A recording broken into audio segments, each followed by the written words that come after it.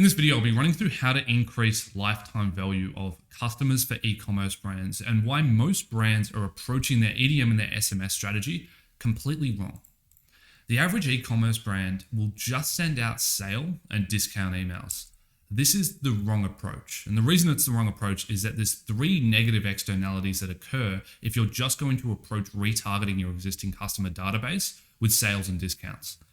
Number 1 is your loyal customers who are willing to pay full price will now just use the coupon codes that are being sent to them all the time.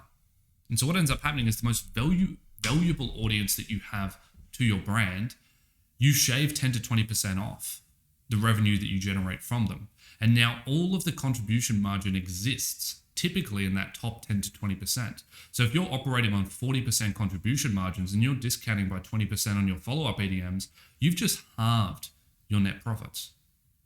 And so you really want to be avoiding sending discounts to the most loyal customers. You normally want to be excluding them out of any kind of sale email that you're pushing out. Number 2 is your brand starts to build a reputation for always being discounted, which erodes brand equity over the long term. And number 3 is your emails become spammy and quite frankly annoying, which leads to low open rates and high unsubscribe rates, which once again damages your EDM and SMS strategy over the long term. So what's the solution? If you sell a consumable product, which is a product that is consumed and then you need to repeat buy to continue using the product, you want to be focused on encouraging the consumption and the usage of that product. And this seems quite obvious on the surface. If I buy a moisturizer and then I never use it, I'll never go and buy it again. And so I actually have to use the product. And so the best way to encourage me to use the product is to be sending me informative emails, informative texts about why I should be using the product, different ways I should be using the product, the benefits of the product. And it's going to act as a reminder for me to actually pick it up, continue to use it, and then come back and repeat buy once I'm done. What does that exactly look like in the context of, let's say, moisturizer? Is an email about how to build a habit of putting moisturizer on every night before you go to bed. That would be an incredibly high-performing email, not from a direct revenue attributed perspective within Klaviyo, but for the actual consumption of the product with your existing customer database. If you can show people how to build a habit for actually using your product every single night, they're going to start using your product every single night, and you're going to see higher repeat purchase rates in 30, 60, 90-day periods after purchase. Another example would be to stress how beneficial moisturizer is on a week-to-week or a month-to-month basis. I might very well forget to put the moisturizer on for a 1, 2, 3 week period, and then I get an email reminding me about how important it is for anti-aging and how when I'm 50, I'm going to look like I'm 30. That's going to trigger me. Oh, I should remember that again. I'm going to pull it out, continue using it. If you sell a non-consumable product, we want to be educating with relevant content that positions us as a thought leader. We normally can't encourage consumption of the product in this case. For example, if you're selling stand-up desks, we can't encourage you to really use the stand-up desk. It's probably already a furniture piece. You probably already do use it. But instead, we can start to position us as a thought leader in the space. We can start to inform, we can start to provide facts that will then educate our customer database that they can then go and share that with their friends, start opening up discussion points. What's an example of that? Well, once again, if we're talking about stand-up desks here, what we could send an EDM about is a new study that came out last week that showed that standing 4 hours a day decreases heart attack rates by 30%. And there's a bunch of studies that are like that. I just pulled those numbers out of thin air, but those do exist. If we were to go and start sending those EDMs out, number 1, it's interesting, it's insightful. I'm going to open it, I'm going to read it. So your open rates are going to go through the roof and your unsubscribe rates are going to decrease. Number 2, if I find it interesting enough, I'm probably going to tell someone about it. I'm probably going to, if someone comes around to my house, someone comes to the office, they see that I have a stand-up desk, they're going to go, oh, how do you find it? And I'm going to go, well, actually, they sent me an email 2 days ago about how heart attacks are 30% lower, so I try to always stand up 4 hours a day. Now, your customer database is actually educating the people around them about your product. So you start to position yourself in that thought leader space. On top of that, your loyal customers will now pay full price.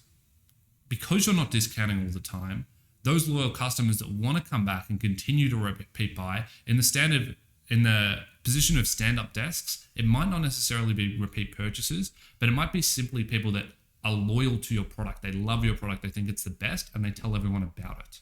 For example, with the stand-up desk that I have right here, I've probably told 6 or 7 people about the stand-up desk, and they've all bought it. So I could be considered a loyal customer, even though I'm not directly a segment within your customer list as a loyal customer, but I've been providing those referrals.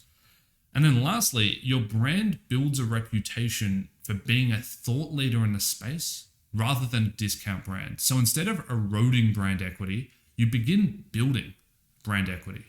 And there's a lot of brands that do this out there. You could probably think of a lot at the moment in all different niches. Hi Smile would be the one in teeth whitening. So Hi Smile, the content that they put out on organic, the content that they put out on SMS and email, it's all education based around the sphere of teeth whitening. The benefits of teeth whitening, how to teeth whiten, the latest ingredients, the ingredients that are bad for you that erode your enamel, the ingredients that are good for you and don't erode your enamel. So as you start consuming all of this content from the brand, you very quickly start thinking, well, these guys must have the best product because they're on the cutting edge of all of the ingredients that you shouldn't use, all the ingredients that you should. They're putting out content on a week-to-week basis about it. They must have the most dialed-in product in the market. And so I'm going to trust them when I look to go and buy a teeth whitener. And so that's how it ties into the longevity of the brand and increases that brand equity. If people think that you're on the cutting edge, they're going to buy from you, and they're going to also pay a premium to do so. With all of that being said, now that open rates are higher, unsubscribe rates are lower, let's say you send out a sale email. It's November, you're participating in Black Friday. Well, number one, your open rates are going to be through the roof, 2 to 3x higher than they otherwise would have been if you were sending sale emails and promotional emails throughout the whole year. Number 2, everyone's going to convert a lot better. You never discount. You're not known as a discount brand. You have incredibly high brand equity. You can price higher than all of your competitors, have higher gross margins, and still outsell them. But now you're discounting and coming down to their pricing. Sales are going to go through the roof temporarily, particularly for those loyal customers who might not necessarily be subscribed to your email list to buy again. Obviously, why would I buy another stand-up desk if they're on sale? It doesn't matter how much you discount stand-up desks. I'm not going to buy another one. I don't need it. But I'm going to tell my friends about it. I'm going to forward it through to them. And so that's where the large ROI is really going to come from if you have a non-consumable product. The question then is, why don't people do this? The reason why in-house marketing teams don't do this, the reason why agencies typically will never do this, is because it doesn't drive a direct instant ROI on your email.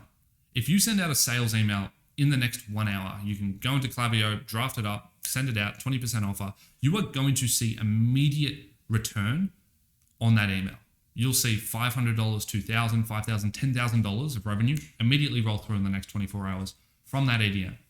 So you can get almost addicted to just wanting to send them. You see an immediate ROI, you know it works, so let's just keep doing it. But you're not thinking about the long-term negative damage that it's doing to your brand. Vice versa, if you send out an education email today, if you position yourself as a thought leader, or if you encourage consumption, if you're selling a consumable product, you're not likely going to see any revenue on that email. You might see a few $100s, but that's about it. But over 6, 12, 18 months, that's where you start to see the return. When you outperform all of your competitors in Black Friday, that's where you'll see the return. When you have a better P&L than all of your competitors because you're not discounting for your loyal customers, that's where you'll see the return. When you go to finally exit your brand, when you go to sell to private equity or maybe on smaller business exchanges, you're going to get a better multiple because you have brand equity, because people see you as a thought leader in the space on all of the organic content that you push out, as well as your SMS and EDM strategy. And that's when you'll see the return. So this is very much so a long-term play for lifetime value on your brand, rather than looking for short-term results and short-term returns.